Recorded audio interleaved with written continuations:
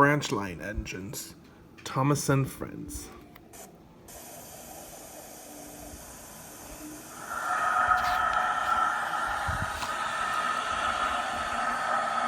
Thomas comes to breakfast.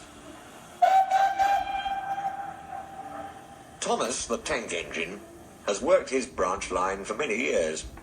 "You know just where to stop, Thomas," laughed his driver. "You could almost manage without me." Thomas had become conceited. He didn't realise his driver was joking. "Driver says I don't need him now," he told the others. "Don't be so daft," snorted Percy. "I'd never go without my driver," said Toby earnestly. "I'd be frightened." "Pooh," boasted Thomas. "I'm not scared." "You'd never dare." "I would then. You'll see." It was dark next morning when the firelighter came. Thomas drowsed comfortably as the warmth spread through his boiler. He woke again in daylight. Percy and Toby were still asleep. Thomas suddenly remembered.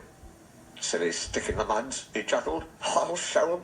Driver hasn't come yet, so here goes." He cautiously tried first one piston, then the other. They're moving, he whispered. "I'll just go out, then I'll stop, and whee! That'll make 'em jump." Very, very quietly, he headed for the door. Thomas thought he was being clever, but really he was only moving because a careless cleaner had meddled with his controls. He soon found his mistake. He tried to whee, but he couldn't. He tried to stop, but he couldn't. He just kept rolling along. "The buffers will stop me," he thought hopefully. But that siding had no buffers. It just ended at the road. Thomas's wheels left the rails and crunched the tarmac. "Horrors!" he exclaimed, and shut his eyes. He didn't dare look at what was coming next. The station master's family were having breakfast. They were eating ham and eggs. There was a crash. The house rocked, broken glass tinkled, plaster peppered their plates. Thomas had collected a bush on his travels. He peered anxiously into the room through its leaves. He couldn't speak. The station master grimly strode out and shut off steam. His wife picked up her plate. "You miserable engine," she scolded. "Just look what you've done to our breakfast. Now I shall have to cook some more." She banged the door. More plaster fell. This time it fell on Thomas.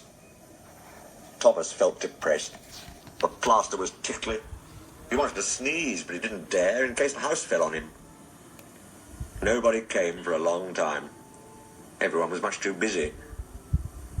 At last, workmen propped up the house with strong poles. They laid rails through the garden, and Donald and Douglas, puffing hard, managed to haul Thomas back to the yard. His funnel was bent.